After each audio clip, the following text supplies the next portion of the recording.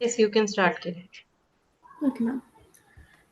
Ladies and gentlemen, boys and girls, thank you for joining us this evening and a warm welcome to the third episode of the Youth Lounge, hosted by DPS Bangalore East, the talk show where excellence and inspiration collide in a crucible of ideas and skills. We are your hosts, Kirat and Abhirup, presenting to you the third episode of Youth Lounge.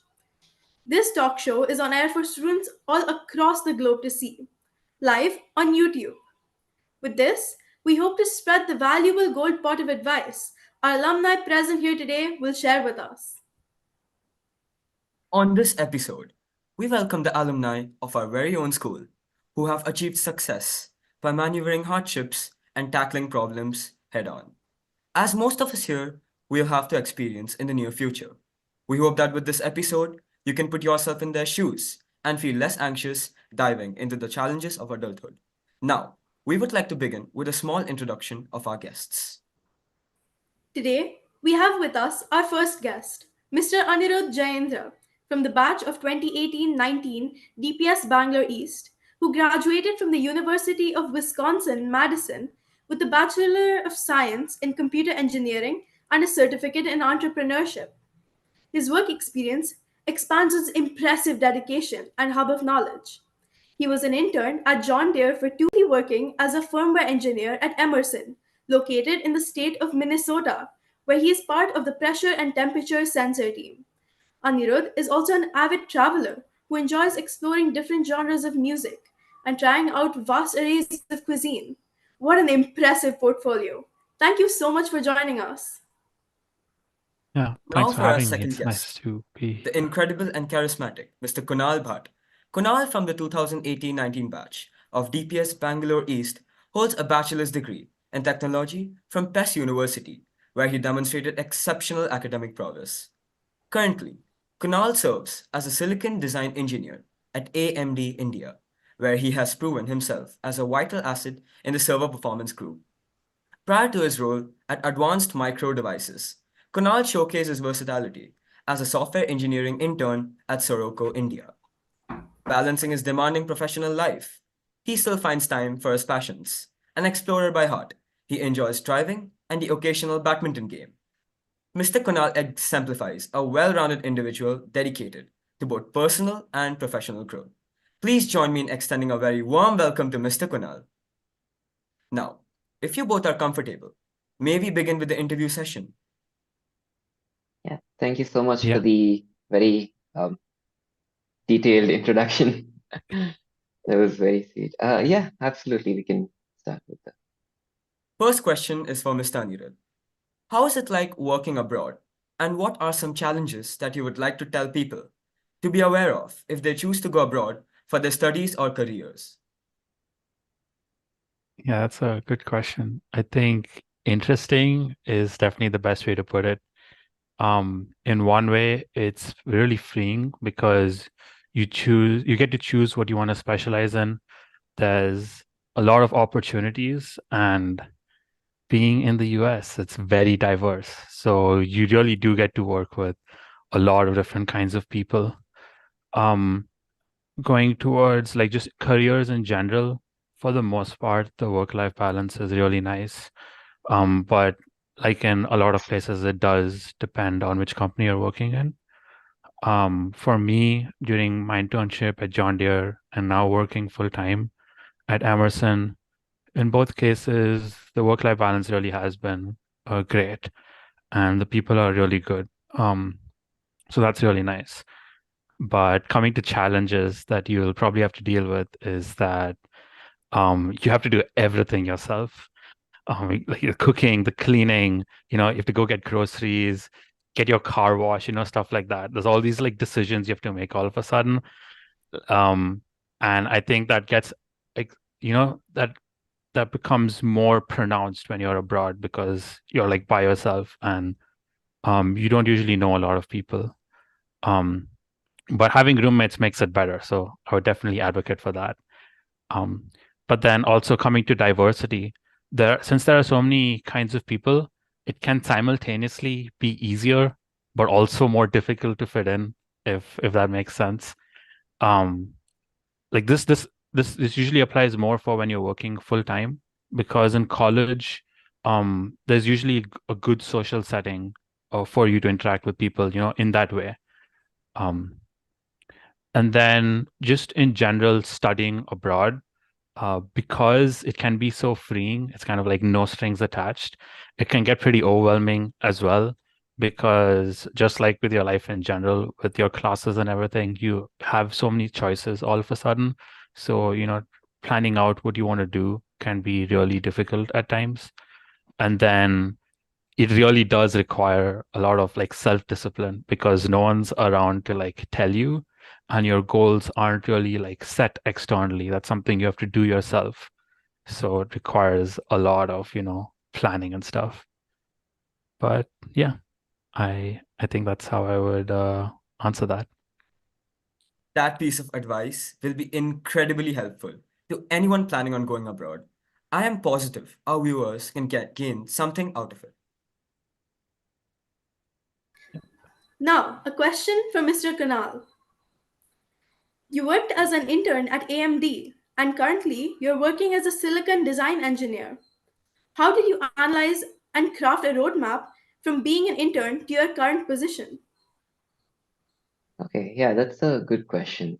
Um, so I would say that it is pretty difficult to, you know, have a plan right now that you're in 12th. Um, but you do need to know, sort of the general direction that you're going in. I always knew that I had an affinity for, computers and whatnot, and I knew I wanted to take computer science. If anyone still has doubts, I would always suggest going for something like career counseling to at least decide what's kind of path that you want to take. Now, once you're in your domain, right? For example, in my domain, I went into computer science. First year of college was mostly an introduction into all of these other subjects that are available, electronics and mechanical and whatnot. So the actual computer science stuff starts when you're in maybe second year. And that's when you realize that it's not just even within computer science, there's multiple domains. For example, well, some of the main domains are AI/ML, which is mostly all of this data science stuff. Then there's networking and security, which is a lot of cryptography, math, and networks, of course. That's a very difficult domain, I would say. Then there's systems and core computing, which is much closer to hardware, and that's kind of the path that I chose. Um, Now, obviously, you can choose any combination of these paths. It doesn't have to be a single path. So take your time. You can sit, you can explore at least your first two years of college. I would say just do projects, try and try out all of these subjects, because when you do get into college, you do have the option of selecting electives and whatnot. So do try out subjects and see what interests you. Um, Now, once once I found my niche, systems and core computing, I kind of worked under one of my professors. This was mostly for my final year project. So I did work under him for almost a year. I did this project in, performance analysis, and I realized that this is what I want to do. This is something that interested me. So he was working at AMD then. So I just went up to him and asked him if I could work with him. And then he set up some interviews, and I got an internship position there. And slowly they offered me a full-time position. And well, now I'm a silicon design engineer at AMD. That is a very fascinating journey indeed. Thank you for sharing those insights about career progression.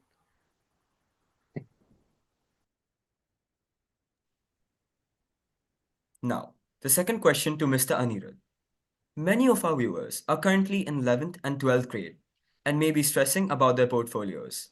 What advice would you give them on building a manageable yet successful portfolio? I think what Kunal said earlier is a key point with exploring. That's something you definitely should be doing. But then I think another another thing I'd like to stress is that don't don't like add things to your portfolio or do things just for the sake of it. When you choose to pick up something, it really should be something you want to do, something you're passionate about. Um, so take some time to sit and think about, fields that you're interested in. Um, r related to your career, but not necessarily only related to your career, maybe other things that you like to do on the side as well. It can be something small, like a personal project, like, fiddling with Arduinos and stuff, or trying to build video games. That's something my younger brother did when he was in school because he was interested in that. Or it can also be something like on a bigger level, like, okay, it seems like recycling is a really hard thing to do, and a lot of students, it seems like it would be a cool thing to talk about. So let's try and, start a recycling drive in the school. Why not? Let's see what happens, stuff like that. Um, but yeah, again, going back to exploring, the more you explore, the earlier you explore, the earlier you figure out what you want to do, and that's really helpful. Like for example, when I was in the 11th grade, there was this competition hosted by Inventure Academy.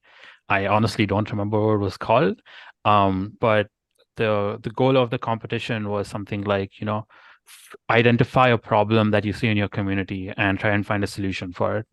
And I got an opportunity to participate in this competition through the school, and I got to work with a few other students. And like, you through that opportunity, I got to learn a lot, just how to interact with people in a team, how to think about a long-term goal and how to achieve it. How viable is the solution? Are people going to like for the recycling thing, for example, would people follow the rules that we set? How are we going to communicate that? How are we going to present this idea to Manila ma'am to sort of greenlight it and see what we can do next? Stuff like that. So when you start exploring, you'll magically find yourself in front of these opportunities that you can take advantage of. But the flip side of that is you don't want to stretch yourself too thin, right? Because studies are also important. As much as you want to say, like, I don't really need to do it, you might not need the best grades, but you still need pretty good grades to get into good colleges and stuff, right?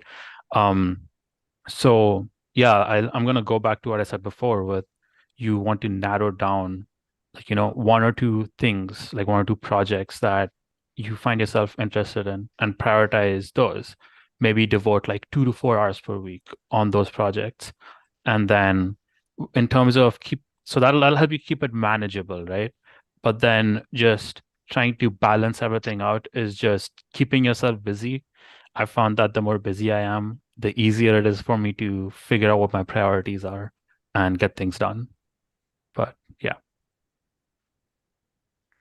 Portfolios require time and effort. Hopefully, the stress attached to them for students watching declines with that valuable advice. Now, a second question to Mr. Kunal. What are some hardships that you have gone through in your journey, and what advice can you give students to help them cope?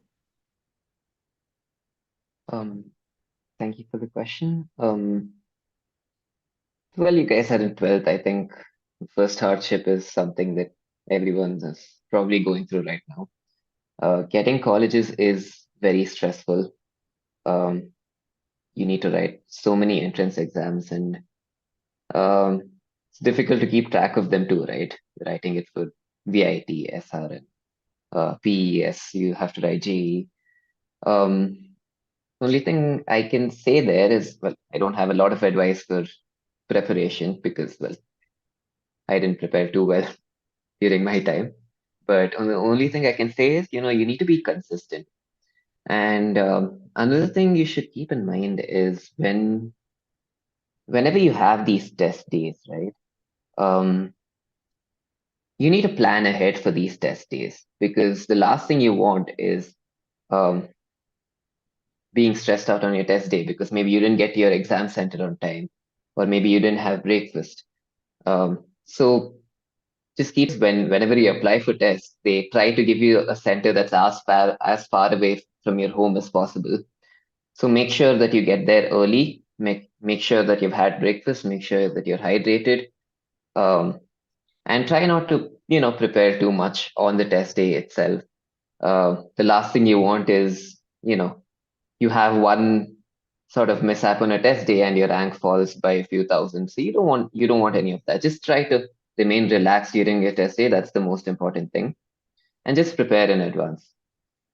Um, Now, something else that I wanted to mention was when you're in college, try to start working on projects early, uh, and try to start working with professors early. Um, you know, that this is something that I didn't start early enough into my college life. I just kept delaying it, and it becomes important, right? Because you need to connect with the professors. And at some point, if you want to do your master's, if you want to do your PhDs, you need their recommendation letters. So that's something that you have to keep in mind. So start working with them early, get to know them. You get to interact with seniors that are working under them. You gain a lot of experience. Now, it doesn't just have to be projects. You can also, assist them with courses and whatnot. Knowing what to Um, expect broadly can help students cope with challenges they may face in the future. I had another point to add. Um, so this is specifically for computer science students. I mean, if you're aspiring to be a computer science student, uh, something that I started again very late into my college life was uh, practicing coding, right? I don't mean like working on projects and whatnot. Uh, I think a lot of you may be aware already. There's a website called Lead Code. Essentially, you apply concepts that you've learned, and you kind of start. You solve puzzles using those concepts. Now, this is something that, of course, that is required by almost every company that comes to hire you. It's like a screening test. Like, oh, you need to get these questions. Only then you're even given a chance to interview. So start practicing all of these questions early, because you might still be able to solve them, but there's always a time limit, and it gets really hard if you're out of practice. So that's something that you should keep in mind. Thank you so much for that wonderful advice. All right, moving on to next question to Mr. Anirudh. You are the co-president and project manager for the Autodrive Challenge 2. As a leader, how do you measure progress and success, not only in your personal life and career, but also your projects and the groups you lead? That's tough. That's tough. Um, I think, yeah, I think it's all about balance. Yeah, balance is very important. You need to figure out your priorities, like you said before. I'm sorry. So close to close to my last year in college. So like I think this was towards the end of my third year. I was finding myself like very, very swamped with a lot of work. I just found out that I'm going to be co-president and project manager and all of that for the club. Um, so I think in the back of my mind, I was like, okay, I've got this opportunity. I really want to put in as much time as I can into it. Um, so like I think at one point I was like at the bus stop, and I was at that moment I was like going to my part-time job, and during that um during that time I was working part-time. I was taking like 15 credits with this also with an operating systems class, which is really hard. I'm sure Kunal can attest to that.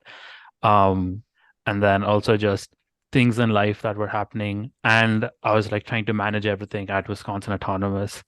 And it was getting a little too much, so at that point I just ended up thinking like, okay, if I'm going to do this, I should do it properly. So it was a big decision for me where I made where I just decided that, you know what, I'm going to stop working part-time, and just go all in on Wisconsin Autonomous.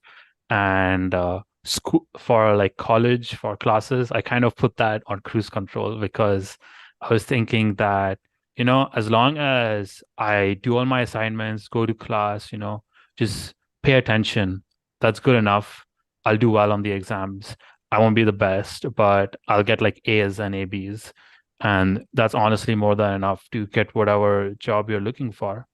Um, and yeah, I think that decision paid off for me because my my like last year of college, the club, when I was doing all these things, it was probably the most rewarding in my life.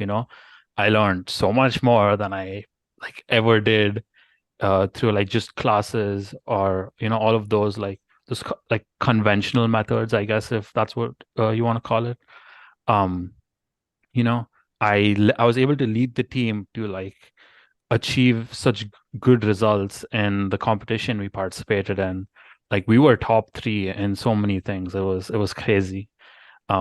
We like when you think about it, we got a car to drive itself, which I still can't get over. I think that's really cool.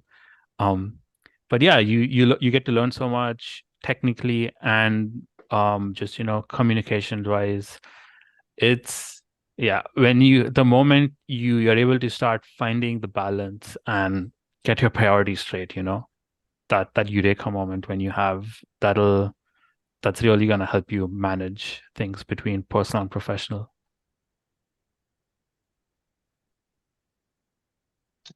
Thank you Um, so much for that advice.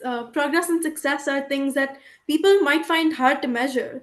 Your advice will surely be very helpful to young minds present here today. I just wanted to add something Moving to, on. Oh, sorry. all right, sure, yeah. Yeah, just wanted to add something to, yeah, as Anirudh said, when you're in college, it's good to maintain a decent grade, but don't worry about going overboard, getting, an A plus in every single subject. Spend some time during doing some extracurriculars, working on projects and whatnot, because at the end of the day, that's where you learn a lot, and that's where interviewers are going to come and they're going to ask you questions. They're not going to ask you questions on your courses. I think yeah, I think that's important. But when you said that, I realized one other thing where if you want to go into research, which I'm not super into, but I know a lot of people who are, your grades become like a lot more important. But the thing with research is you that usually happens for very few people and they have that moment really early. But then going into research is very academic heavy. So you need to focus a lot more on school and like Kunal had said earlier, building connections with professors and everything. Um, so yeah, that's important as well.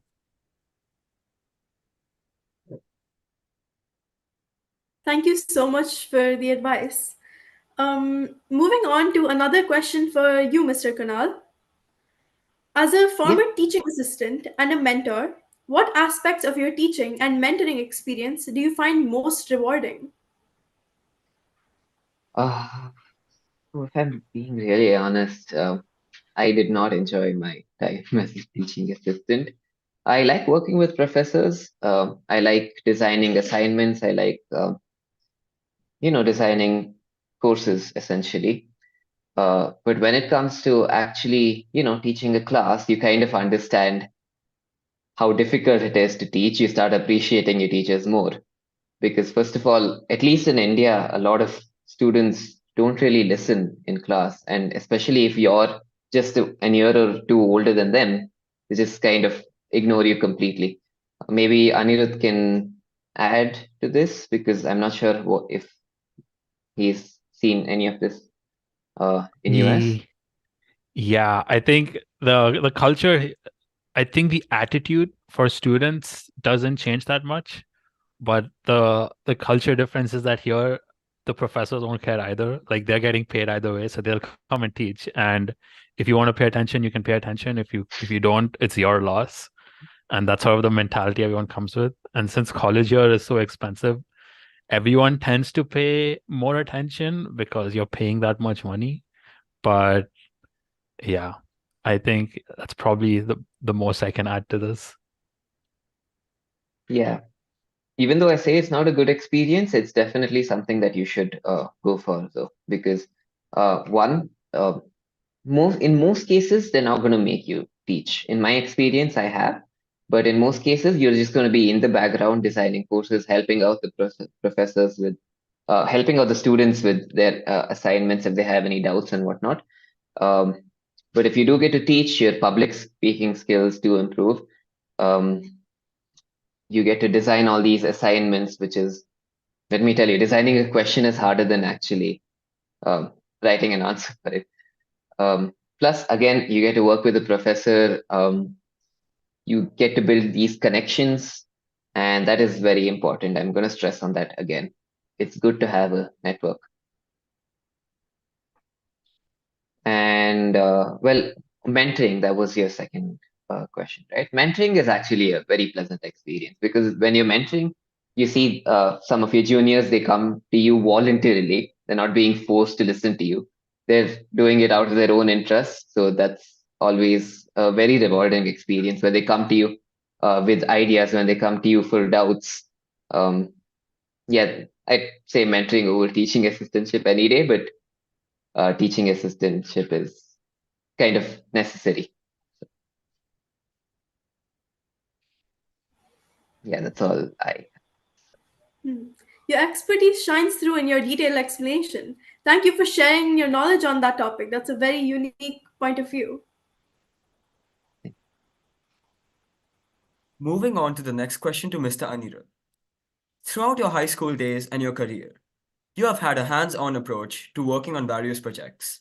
What skills have you acquired while working on these projects that have been beneficial for your growth? Good question. I think the thing that screams out to me the most when I think of all of the stuff that I've learned from doing all of these different projects and stuff is time management. Um, because I was so busy, I ended up being forced to learn how to manage my time. Um, like I have like a stark line for like before 11th grade and after 11th grade, where before 11th grade, most of what I was doing was just studying, and I had a lot of time and I didn't want to study, so I ended up just not doing anything for a lot of that time.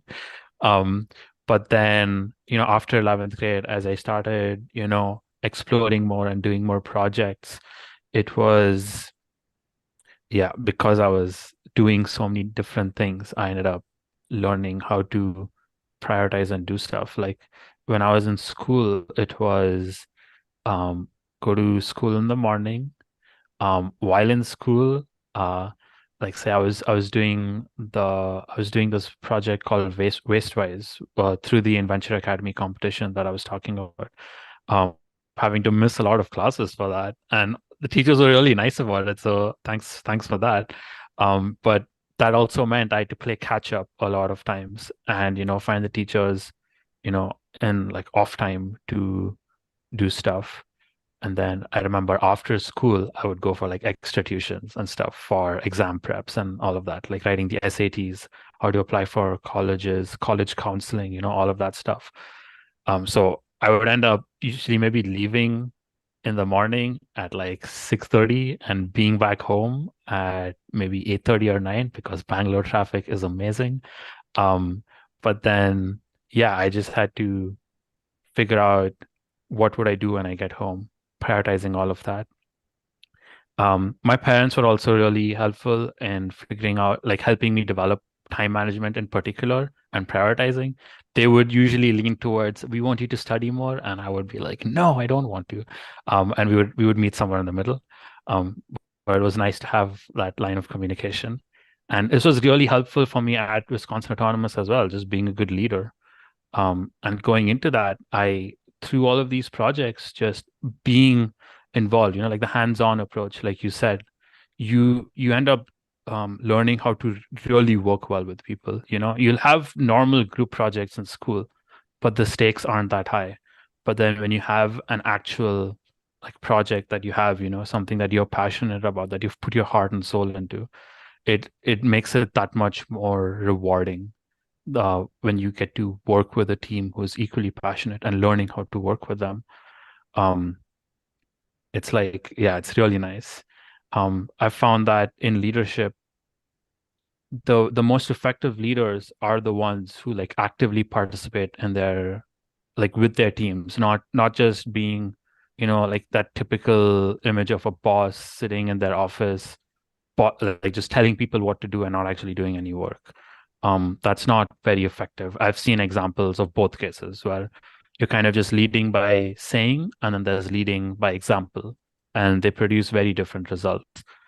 Um, and then, going one level higher, just being able to see the big picture when you work on things, you know, like with studies, you're normally able to see like the thing that's right ahead of you. Like, I'm preparing for this exam, so I need to like, study these chapters and these subjects, make sure I understand these points and everything. But when you're working on a project that's like a year long, 2 years long, that has like, 30 different goals that you need to accomplish, and they're all very vague, you end up learning how to look at things like with that top-down approach and then break it down, work with other people to break it down, figure out what's more important than other stuff, all of that.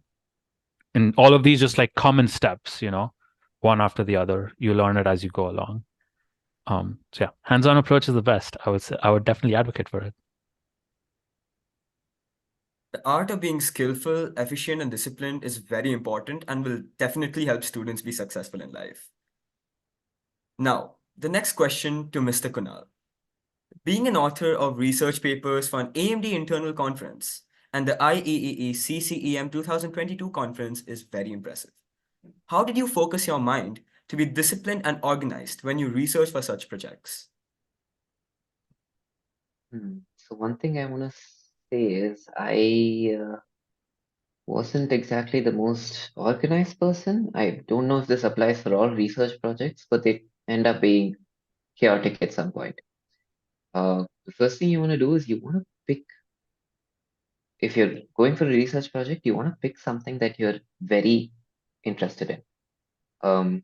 Because you're going to be working on it for a long time. It doesn't have to be a concrete problem statement, but it at least has to be something in the same sort of, universe. For example, in my case, it was performance analysis again, and you could just follow through with, sorry, just a second. Yeah, for example, in my case, it was performance analysis, and I kind of stuck to it. Um, so once you have a problem statement, then you do a bunch of literature surveys, right? You go through what other people have done in the field. You go through, you keep reading dozens and dozens of research papers to figure out, okay, hey, is there a problem? Is there a solution? Um, is this solution actually valid? Can I come up with a better solution for this? Or is the solution wrong? Can I prove that it's wrong? Once you come up with that, that's when you can start working on an implementation, when you can start working on some sort of proof that, hey, um, this is something that I want to spend my time on. Uh, yeah, about being disciplined. Well, I don't know if I can have an answer for that.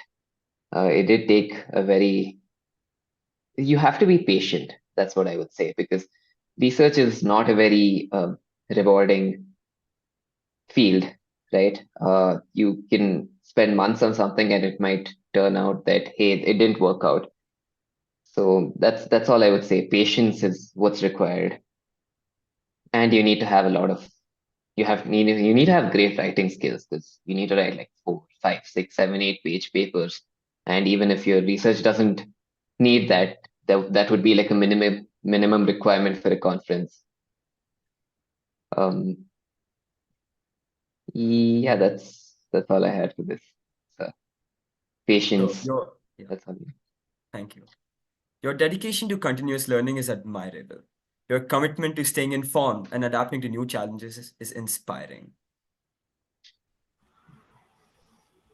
Now, a final question to you, Mr. Anirudh. As a team leader, what are the challenges you face in handling a team? What advice would you like to give to students to help them build their leadership skills? Uh, let's see. I think from my experience, the biggest challenges I've faced as a leader or as a team member in general is just working with different kinds of people. Like I said, I think it was in the first question that you asked, where this like it's a very diverse place over here. So when it comes to leading in such an environment, you need to really learn how to work with a lot of different kind of people, all across the spectrum. You might like some of them, you might not, but you still have to work with them. And that's true of basically any corporate environment. But like everyone has their own style of doing things. Everyone works at different paces. So like step one is, understanding that, accepting that, you know, don't try and mold people to do what you want. You need to learn to work with them in the way that they are best working at. You got to you need to learn what their strengths are, what their weaknesses are, and see how you can use that to benefit the entire team. And like in terms of like direct advice on how to do this is I found that asking questions is really the easiest way to do it. Just you keep asking your team members questions, especially like why. So they come to you with a proposal or something like why did you choose this design? What was the thought process behind this? Um, stuff like that. As you start learning more about why decisions are made in your team, you can start you can start learning how you can make decisions in the same vein and the same culture, or you can see if you can identify inefficiencies and start challenging the status quo and stuff like that. um and as you ask why more like this applies more on the personal sense than the professional sense. As you learn backgrounds of people and why they are the way they are, or why they do the things they do, it gives you this really nice different perspective. And that's very helpful in making decisions. Like empathy is, in my mind, like a superpower that I think everyone should have. It's like a great skill and everyone should develop it. Um, and then like something else that's like a very close second for me is clear communication. That's very important. You like clear communication and not making assumptions, not jumping to conclusions. You need to be very good at this, because you'd be surprised how easy it is for people to misinterpret what you're trying to say. Like it happens all the time where you say something meaning something, but then the other person just hears the words and not the intent, and they take it a different way. And it's very easy to fall into that pit. So again, in terms of like how I would tackle this is to when I'm talking to people, try and be very particular and deliberate about exactly what words you use and the tone that you use when you're trying to speak to people. Like this comes up a lot in with feedback. You might be trying to give constructive criticism, but if your tone as you're saying it is just off by a little bit, the person you're talking to can take it in a completely different way. And with nowadays everyone like texts, including me, and when you're texting people, that problem is just exemplified so much. So choosing when to talk to people verbally as compared to when you text is also like really important. And these are all like skills you learn from experience. You take classes, you talk to people and get feedback from them on what they think of when you say things to them. Again, asking why, very important. And then finally, this sort of like makes or breaks it for me is passion. It's really important. Like you can be a very good leader with all of the skills that I was talking about and more, but if you're not passionate about the role, about the project that's being worked on, people will see it and they won't follow you. It's very easy to see. It'll be more obvious than you think to be able to identify something like this. But the opposite is also very true. Like if you're very passionate about the project you're working on, people will follow you as you jump off a cliff. Like it's crazy. I think a pretty good example of how this was shown recently is with OpenAI when the board fired Sam Altman. I think it was like 95% of the employees threatened to quit because they were like, yeah, the board doesn't know how the company works. They didn't build this. They don't care about it the way Sam Altman does. And whatever you think of Sam Altman, he could be a good guy, he could be a bad guy. At this point, everyone has secrets that no one knows about. It's crazy. But like the passion is clearly visible, and like that you can't deny the fact that he's a good leader because of that. Um, so yeah, be passionate. Passion it'll take you far, I think.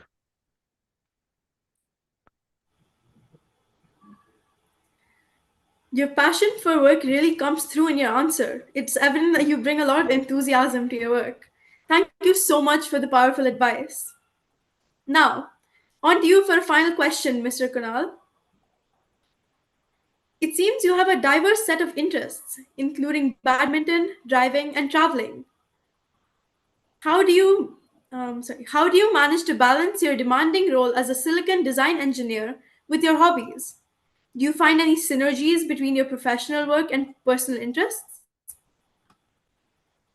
Um, Synergies, I don't, I don't think so, but it definitely helps that the place I work has great work-life balance. They're incredibly flexible with their timings and whatnot. So I get more than enough time for any hobbies that I want to pursue. For example, today I came back at 3. I went for a walk and now I'm here and I can just continue my work after 7 and nobody will say a thing because, well, everyone does that at work. It's just flexible. It's nice to be able to choose when you want to work, when you're more efficient at working. Uh, it's also people in my team who would, there are a lot of young people in my team who love to play badminton, table tennis, and we do make time sometimes. It's nice. It's nice to have some people to play with. Um, you know, because it's pretty difficult. Even if you have friends, it's not necessary that if you have friends in the same place as you, it's not necessary that they want to play badminton, for example. So you kind of have to uh, find people for that. Now, traveling, well, traveling has to be well planned. Uh, so even if you get a lot of leaves where you work, you kind of have to plan it somewhere where you're not traveling during, say, peak season because traveling is expensive then. And you also want to plan it so that you're not spending too many of your leaves because you might need that in an emergency at some point. Uh, Either way, where I'm going with this is try to find a place even when you're looking for a job, right? Don't look at just the pay. Try to find somewhere that gives you the flexibility to be able to do what you want. Uh, Find a place that is more understanding of your personal life, place that has good work-life balance. I think it ties into what Anirudh had answered for one of his questions earlier as well. Um,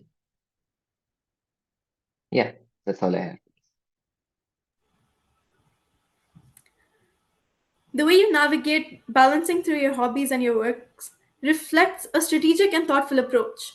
Your experience provides valuable lessons for others facing similar challenges. That was indeed very insightful. Thank you.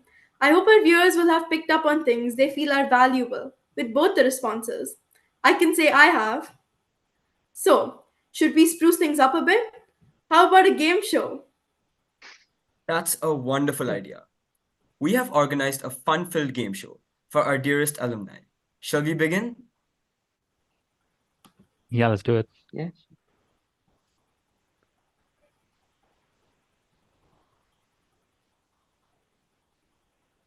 Oh, Oh no. I hope you can see the screen. Yeah, we can see the screen. Alright, So, shall we start? sure. let's begin. Let's Wait, do is it. there points or something? Am I about to beat you, Kunal? Let's see. What can this place be? That's the Give me your Apple guesses. campus, Yes, that's Cupertino. Apple Park. That's the correct answer. Wonderful. Yeah, the answer is it's the spaceship campus of the Apple headquarters. You both got it right. The entire project has costed Apple about $5 billion, according to the Apple CEO, Tim Cook. Now, can you name this office? Uh, Oh, that looks like a turtle shell. I don't know what that is. I'm going to it be kind of honest. does. It looks like an armadillo. So, shall I Um, reveal the answer or will you? Yeah, give me a guess if I'm you can. Uh, I want to guess it is somewhere in North America, but that is my best guess, I want to I would say say. it's. I want to say it has to do something with a security company. That was a good Okay, try. The answer is Oh, it is the Google Silicon Valley headquarters. interesting. huh. The office space and the corporate campus is located within a larger 26-acre site that contains many parks and much more. Nice. Let's move on to the second game. This is gonna use a lot of your mind, like your brain puzzle abilities. Right. Here is a cake.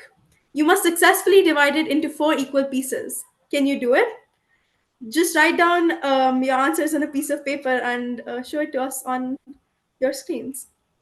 Oh, okay. Okay. So Okay. this is not like a. The green part is the cake, right? Yes. Okay. My drawing skills are terrible, but hopefully the idea comes through.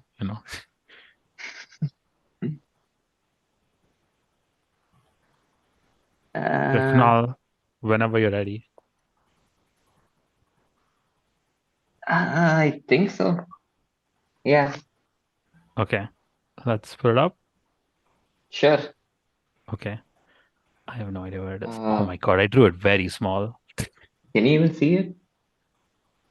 Yeah, that's a really good try actually. Should we reveal the answers then? Yeah, sure. Yeah, sure. All right. Here's the answer.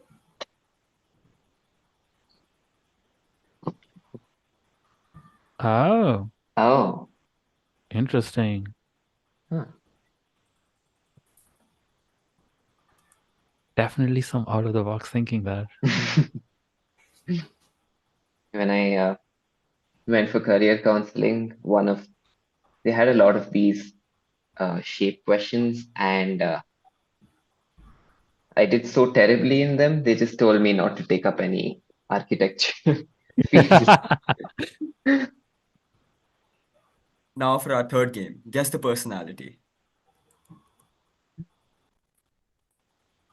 Who is this famous personality who is responsible for some of the biggest works in Hollywood cinema?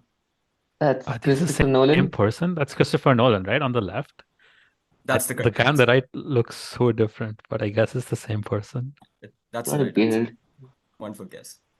He is Christopher Nolan, creator of mind-bending movies like Inception and Interstellar.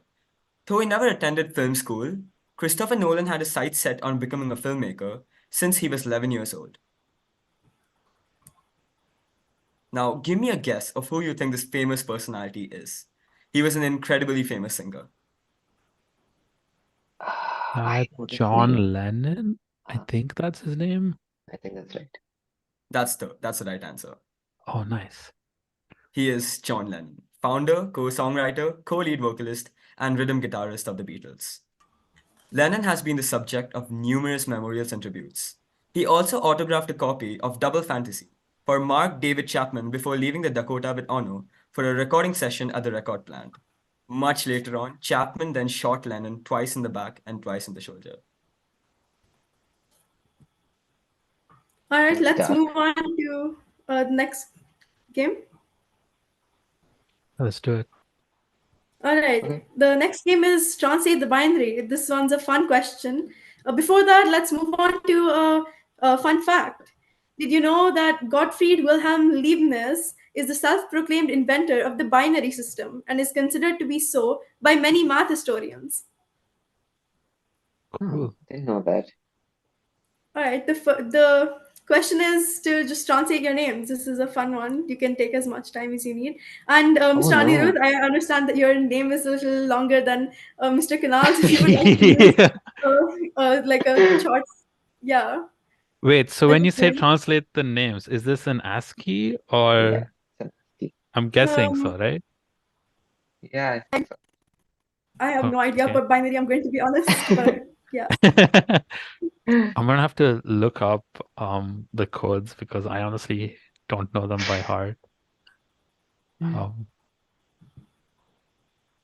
I mean, do you? Yeah, I mean, you they'd probably have to look up the codes as well. What is the 65?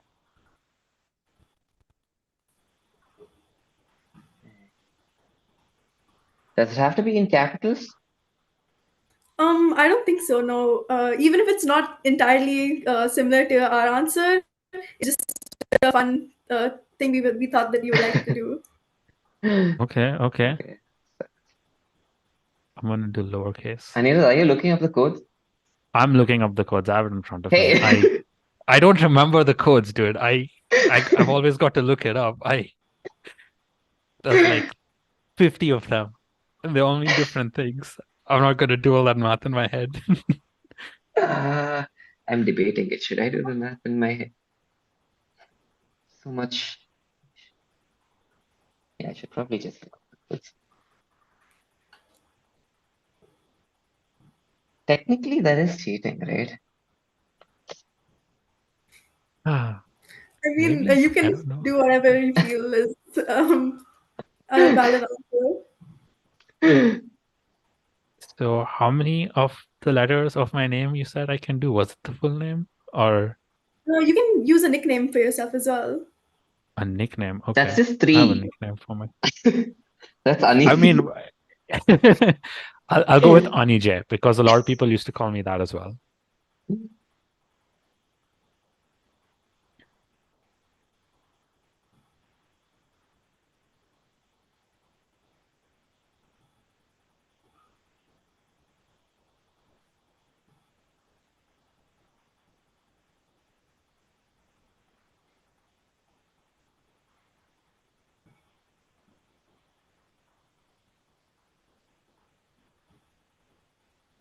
I think I disappeared for a second. I'm sorry.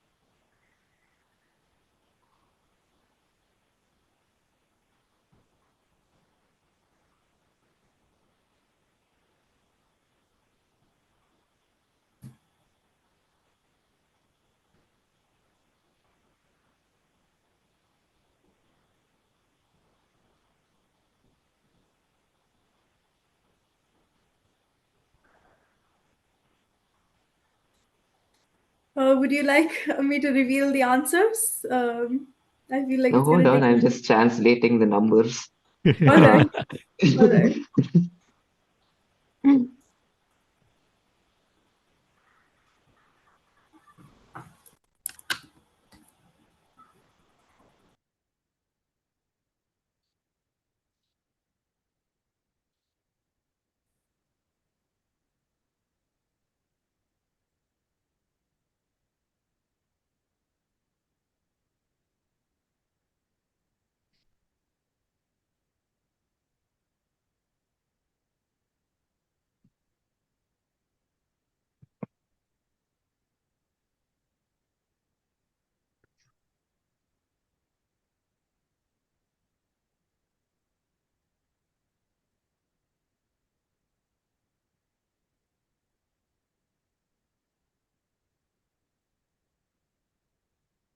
So you guys are both in the 12th grade We're in 11th grade actually. and 11th. Nice. All right, we don't want the show to stretch on for longer. That's I fair. think you guys can reveal as much as you've done, and Sure. then we'll reveal the Let me answers. just finish this number. Well, I have three I'll, letters. this is what I've put down. I don't know how you How All many right. formatted it, letters did you Kunal. get? 1 second, I'm trying to. Uh, well, How did you format I it? I'm have. curious. No, I just have it in a rough. Oh, you Told just you I'm like put very it in a determined. string like that? Okay, yeah, fair. All right, then. Should I reveal the answers? Yeah. Yeah, sure. All right. This is the answer that I looked on Google. So, it might not be the same. No, that tracks, I think, with what we were both trying to do as well, right, Kunal? Well, the first one's correct, but I believe from the second one they start using small letters, which is Oh, right. Yeah, that's fair. The first four digits are different. yeah, I just use capitals.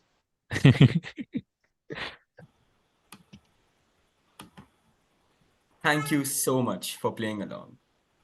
As the quote goes, all good things come to an end. On behalf of our esteemed institution, we would like to extend a heartfelt appreciation to our panelists, Mr. Anirudh and Mr. Kunal, for agreeing to be with us today. Your knowledge and experience will inspire a lot of the viewers present with us today. Thank you to the students that helped make this event possible.